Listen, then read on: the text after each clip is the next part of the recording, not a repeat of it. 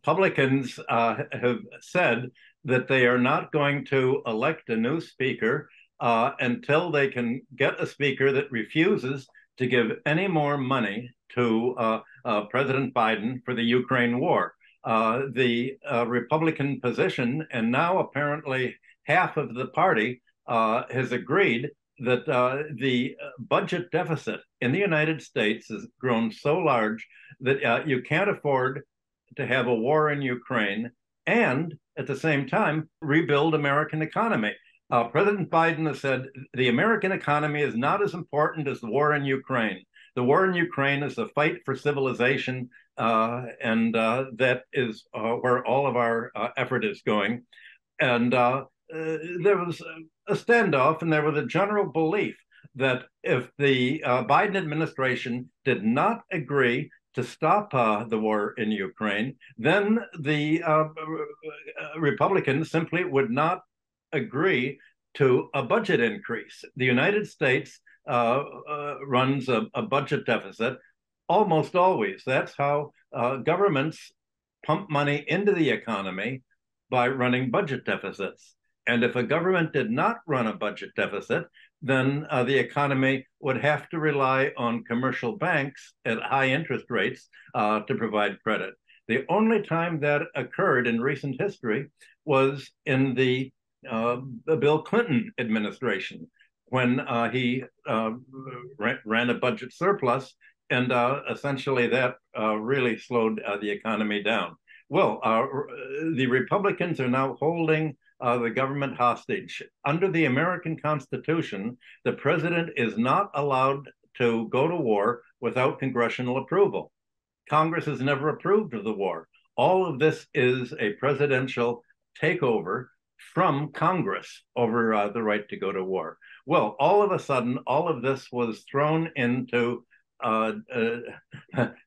chaos by the war in Israel's war against Hamas, and Hamas's response over the weekend. It's a counterattack on Israel. Well, all of a sudden, the Biden administration says, well, wait a minute, we now want to give more money to Israel. It has to complete the job of clearing away the Palestinian districts. It has to get rid of the Gaza population. It has to reconquer the West Bank, essentially follow the Netanyahu plan of basically what the Ukrainians are doing, ethnic warfare. Israel's foreign minister said that the Palestinians are animals, they're not humans, they're just like the Russian speakers are to the Ukrainians, and they have to be wiped out. The Biden administration wants to provide the money for to support the Israeli attack there. Now, and this all of a sudden affects the budget of most of the politicians. In the United States, politicians depend on campaign contributors in order to get the money that they need, not only to buy television and media support for themselves, not only to support their staff, but also to pay the party to buy the membership on the key economic committees. The most notorious example of this, of course, is the military-industrial complex. Raytheon and the other arms makers give very substantial contributions to the senators and to the representatives that are on the armed forces committees, the military committees, the budget committees, and the general committees. So essentially, the politicians receive the campaign contributions, which are given to politicians who support the more spending on arms. And you could say the same thing for supporters of Wall Street, supporters of the real estate interests, right down the line. It's the lobbyists who are responsible for determining what politicians get elected in the first place, and when the politicians are elected, how much they can pay the party head, especially in the Democratic Party, to buy the chairmanship of a military committee or war committee or foreign affairs committee. Well, not only domestic contributors give money, but also foreign contributors. And the largest foreign contributor for many decades has been Israel, not directly, but through AIPAC, the American Israel Political Action Committee.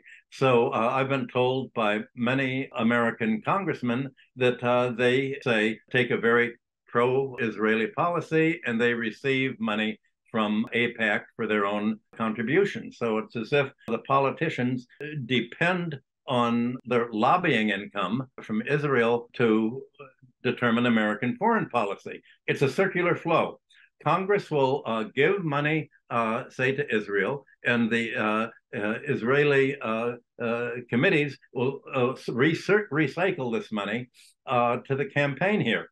The Clintons were making generalizing this basic idea. They didn't have a campaign committee because they weren't in Congress. So Hillary Clinton set up the Clinton Foundation. She'd go to foreign governments and they'd say, here's the policy we want. She'd say, well, contribute to our foundation. They'd contribute to the foundation, and then she would come out with a policy favoring them. This model became the basis for the Ukrainian war funding. Again, President Biden didn't have a campaign fund, so he had to work with his son in setting up the network of international organization banks, bank accounts, where the U.S. Congress would give money to Ukraine, and then Ukraine would recycle this money back to the U.S. Politicians, and especially to President Biden.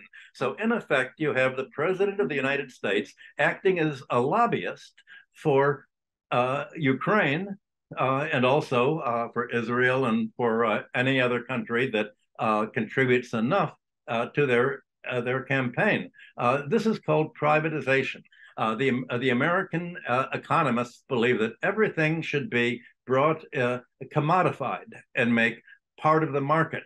And so the Americans have made domestic economic policy, government spending, and international policy part of the marketplace. And when you think of it in terms of who gets what, this is how you explain all of the money that's given to foreign countries. Well, it's obvious from the Republican stance that the gravy train of giving money to Ukraine and having it recycled into the congressional account is not going to work, that Ukraine's lost the war. There's not going to be much more money for Ukraine. But all of a sudden, you have the Israel situation complicating things. If the Republicans don't elect a Speaker of the House, and you need somebody to play a ceremonial role of the Speaker just to hit the gavel and officially open it. If they don't do that, then there's not going to be any government spending on the foreign countries that are recycled into congressional campaign contributions. And obviously, the congressmen all want to get paid by the lobbyists, by the countries or the industries that they're representing. Former President Trump wanted a Republican, he had a candidate that he wanted to be the Speaker of the House, who said, if I'm Speaker, we're absolutely not going to give money to Ukraine. But then over the weekend, after the fighting in Israel, he said, well, we do want to give money to Israel. And if you look at the contributions by AIPAC and other pro-Israel agencies to American Congress campaigns, then you're going to see that this is a big source of livelihood for the congressman. It's hard for people in other countries to realize the extent to which politics has been privatized and commodified in the United States. So the question in the United States now is, do they really need to open Congress again to give money to Israel? And President Biden says he has, $100 billion, I think, that he wants to give to Ukraine. He says, if we open Congress and we give money to Israel, then I want to give a lot of money to Ukraine. One last bit of money, and I don't know how much of this $100 billion is going to be recycled into President Biden's personal savings account and his son's savings account and his family's offshore holdings. And I don't know how much will go into the holdings of congressmen, but obviously this is the last chance for them to get a lot of money from the circular flow. You might think that's corrupt. But the Americans say, no, it's not corrupt if it's part of the marketplace. It's only corrupt if we don't know about the money coming in. But if it's all part of the marketplace, then it's okay for politicians to base American policy on what they get paid to do. That's how markets operate. This does not appear in most textbooks for supply and demand, but if you look at the policy making as supply and demand, that helps determine things. One of the problems of spending money on foreign countries right now, whether it's Ukraine or Israel or whatever, is that the budget is rising very heavily this year, heavy budget deficits. And the Federal Reserve here has just raised interest rates to over 5% for long-term rates. For the last year, you've seen the interest rate tightening going up for short-term rates, finally to maybe 4.5% a few weeks ago. But now, for the first time, even 10-year and longer government bonds are paying 5%. Now, in the 1980s and 90s, 5% was sort of a normal rate. Mortgage rates in the United States, by the way, are like, I think, 7.25%. That's a very heavy interest rate. Here's how heavy it is. Any interest rate is a doubling time. In other words, how long does it take a debt to double at a given interest rate? There's something called the rule of 72. And if you take the number 72 and you divide it by the interest rate, say 5%, then 72 over 5 is a little over 14 years. That means that the government debt, if it's refinanced at 5%, is going to double in 14 years, even if there's no budget deficit. And of course, there is a very heavy budget deficit. And this means that as the debt doubles, more and more of the government budget has to be spent on interest payments. And if you're going to keep the budget in balance, which is what the Republicans want, then if you pay more money in interest payments, there's less money to pay for the domestic economy. Well, under the Biden plan, there won't be any money paid in the domestic economy. They're talking about getting rid of Social Security. That was the dream of President Obama, to end Social Security and make people take responsibility for their retirement by saving up enough money by putting it in Wall Street's hands to do it. Well, the plan is that if you're going to have a foreign policy of wanting to control the whole world militarily, and you're very deeply in debt, then there's just not going to be money to spend domestically. And that's what finally the Republicans are looking at. Well, of course, it doesn't have to be this way. The government could simply print the money itself. It doesn't have to borrow at all. The Treasury could say, we're issuing a new coin. It could be this big, a platinum coin. And we're going to say this is $1 trillion coin. And that gives the government $1 trillion just to spend. It doesn't have to borrow, but Wall Street has contributed so much to the leading campaigns, especially to Senator Schumer of New York. The newspaper said that yesterday, Senator Schumer asked President Xi, you have to support Israel in this. Not only supporting Israel in the fight with Hamas, but most important, you have to stop this Belt and Road Initiative. You have to follow the United States plan that goes through Israel, not over railroad ship, not the plan that you have. Obviously, he's not going to take the route of Chinese trade with the West, the way the United States wants to run it through U.S. allies and places.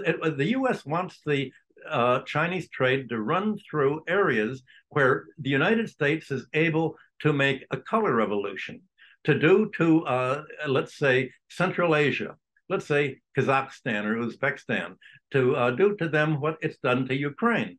To somehow say, we'll fight to the last Central Asian in order to stop a pipeline or a railway from China to Europe that goes through these areas. So the United States has looked at President Xi's plan for the Belt and Road Initiative and said, how can we interrupt this at every given point? How can we bring pressure on India, for instance, to stop the trade across there? How can we block the Chinese plan from going through Iran? How can we stop it from going through countries that we don't control? The United States says if we can't control the routes that Chinese trade to Europe goes through, then we cannot do to China what we did to Russia and Germany. We can't blow up the Chinese equivalent of the Nord Stream pipeline. China has to go through places where we can interrupt the trade if China does something we don't like. For instance, if it continues to make its own research in computer chips and cell phones and gets ahead, instead of letting America buy out Chinese companies and buy the monopolies, then we're going to have to treat China like we've treated Russia. I think you get the picture. So you're having the United States now all of a sudden weigh the cost of empire against the cost of what about the domestic economy in the United States? The last time an argument like this developed in American politics was in the 1960s during the Vietnam War. And at that time, the politicians framed it as guns versus butter. Are you going to spend money on the Vietnam War in Southeast Asia and let the American economy be starved? Or are you going to use the money to rebuild the American economy? Well, the power of the military-industrial complex in paying money to congressmen to support the arms industry is so much stronger than every other campaign contributor that America puts the military spending it calls national security first. Well, it's really not national security because America's definition of national security is internationalist. It says if we have to be able to control other countries, but if the cost of national security, of interfering with other countries, of the cost of staging color revolutions in all the different countries that it's done from Ukraine east, if the cost of that is so large that all of a sudden there's not money to spend in the domestic economy, then how is the United States made more secure if it deindustrializes its economy, if it runs into debt to the rest of the world, and all of a sudden, if the only industry that it has that's really competitive is the military-industrial complex? Well, we've seen in the last few months that the military-industrial complex, the arms it makes, really don't work very well. We've seen in Ukraine that the tanks it sent in have just been shot down very easily. We've seen the other arms not work. And in Israel, America helped Israel build what the Iron Dome. That was supposed to be an automatic defense system of shooting down any kind of bombs that came in. Well, the Iron Dome didn't work at all for the Hamas attack on Israel. Hamas was able to send one barrage of missiles after another in. So all of a sudden, the American defensive arms didn't work. The Patriot missiles that America has been using in Ukraine have not worked. And this has pretty much killed the foreign market for American airplanes, missile systems, defense systems. It turns out that Russia has much more efficient arms industries, but of course, you're not going to get other countries buying Russian arms if they're in the American orbit. Not only are the foreign exchange costs of American military power rising because of all the wars that it's involved in right now, but also the export of its arms are in question. So why Europe is now having the same guns and butter discussion that we're having in the United States. If Europe spends money on military security, then it will have domestic insecurity, because in Europe, governments are not allowed to run a budget deficit of more than 3% of their GDP. Well, if 3% of their GDP is to be spent on arms, then that does not leave money to be spent domestically on subsidizing the industry for the huge increase in gas and oil prices NATO's war in Ukraine caused. There's no way of somehow helping Europe, and especially Germany, get over the depression that it's pushed itself into by joining the U.S. as a satellite country. So the key to politics today, you've seen over the weekend, the Alternative for Deutschland, the right-wing nationalist party in Germany, received many more votes. It's the only party in Germany that is urging not to participate in the Ukraine war. Well, you can just imagine the Christian Democrats said, being Christian, they say, we want to ban this party in Germany. It's a neo-Nazi party. So think of the irony of all this. The Christian Democrats, the Social Democrats, and the Greens of Germany are all backing the Nazis in the Ukraine. And yet the one party that's against backing the Nazis is threatened with being banned in Germany as if it were a Nazi party, instead of the party trying to try to stop the support of Nazism in the Ukraine.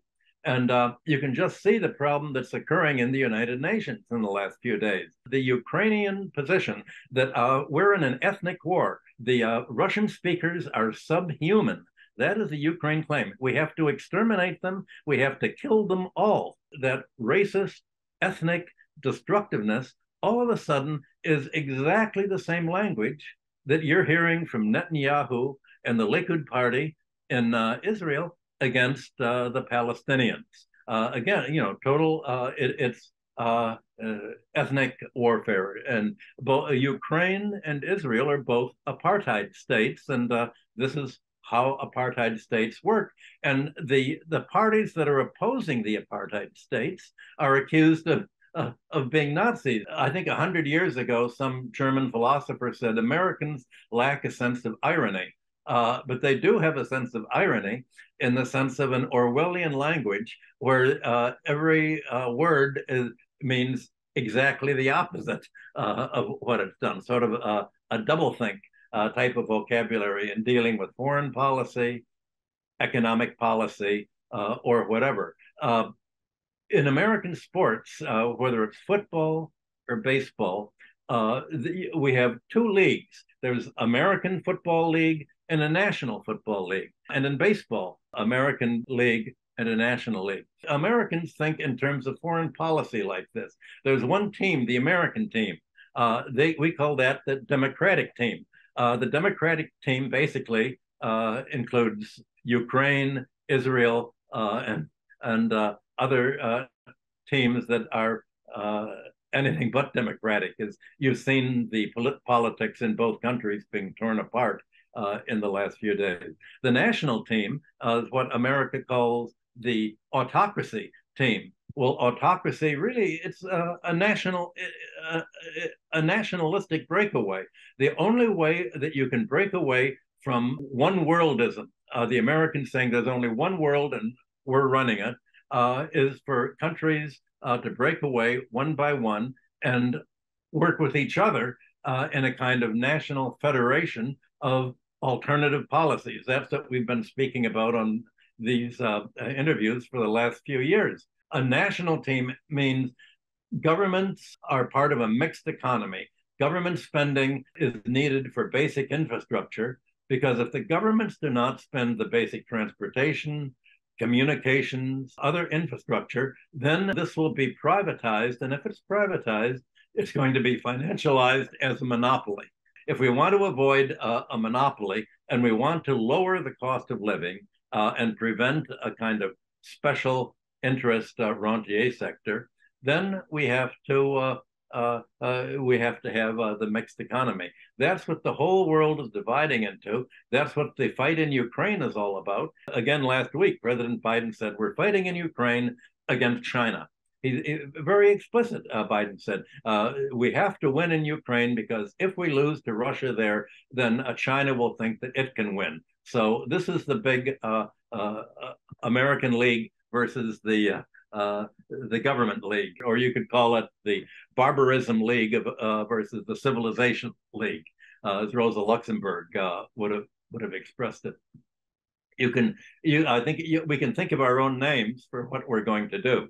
Right now, they're simply using a neutral name, the BRICS Plus. But essentially, you're saying if you look at what's happening in Ukraine and Israel right now, in terms of how is the world dividing between two different civilizations, really, the Western civilization and that's gone downhill, and the rising real civilization outside of the U.S. bloc. You can look at events. This is what all of the events are about, the fighting about, the budget is about, the domestic political reform is about.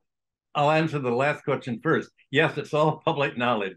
Every single day in the Wall Street Journal, the main financial paper here, there's been a discussion of Hunter Biden's laptop computer that had all of the records of his discussions with the Ukrainians about how much money will you give me and the big guy, meaning President Biden, for us to represent your policies. All of that was on the computer, and they have evidence of Biden coming right by and sitting down with them and joining them in restaurants, his son and the others all together. So yes, it's all very much in the open in the United States. That's because this is considered normal. This is considered financialization of the political process, making politics and foreign policy and domestic policy up for payments. You would consider that corrupt bribery over there. But here we consider that neoliberalism. We say this is how the world ought to be. Everything should be paid for. And that way, the magic of the marketplace is going to have a rational alternative.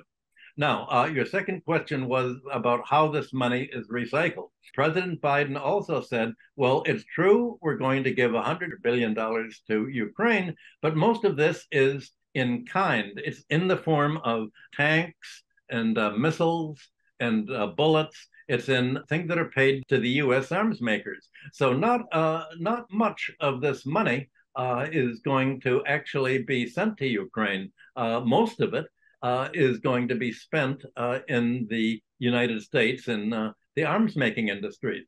But there's still hundreds of billions of dollars that are spent in money for the Ukraine, not only from the United States, but through its agencies, such as the International Monetary Fund, that has lent Ukraine hard currency, meaning dollars, to 7 times the Ukrainian quota in the International Monetary Fund. The IMF has broken all of its rules. It's not allowed to lend it to a country at war, yet it lends to Ukraine. It's not allowed to lend more than, I think, the equivalent of how much the subscription, a national subscription is to the IMF. It's done 7 times the quota. And it's not allowed to lend to corrupt countries. Ukraine is universally, according to the World Bank and just about everyone else, the most corrupt country in Europe, maybe in the Northern Hemisphere. Finally, the No More Argentinas law of the Ukraine says it's not allowed to make loan to a country that doesn't have any means of repaying the loan. Well, we know that Ukraine is going to be broke. It's going to be left carved up. It's lost half of its population. There's no way that Ukraine can pay the foreign countries, the creditors, except by selling off its land to American agricultural companies. Most of the money to Ukraine is in armaments, but also there's a lot of cash, and the cash is mainly siphoned off by the corrupt regime that's running Ukraine. They've been taking the money and they've been putting it into their own accounts. Most of the IMF money that's lent to Ukraine, I think a few years ago, was used to bail out the bank of the kleptocrat Kolomoisky, who later was accused of criminal grabbing the money. And so you're having plenty of money that's spilled over into the politicians.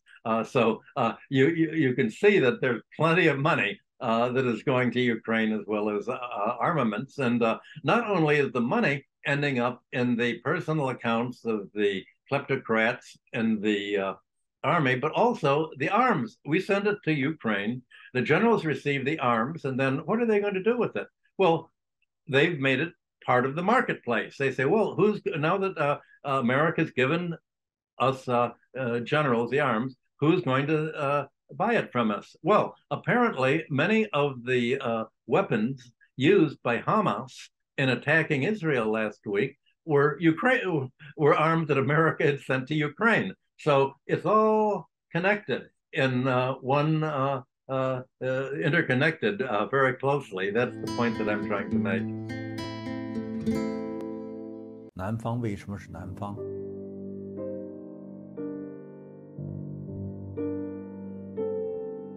南方为什么是这个现状？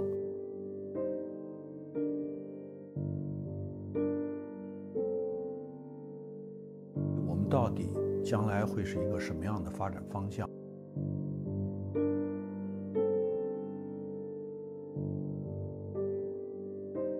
大家好，我是温铁军。我们准备了一个很重要的系列课程，统称为叫做南方世界观，希望大家适当的集中点精力，能够跟我们一起把这个5讲24节的课上下来。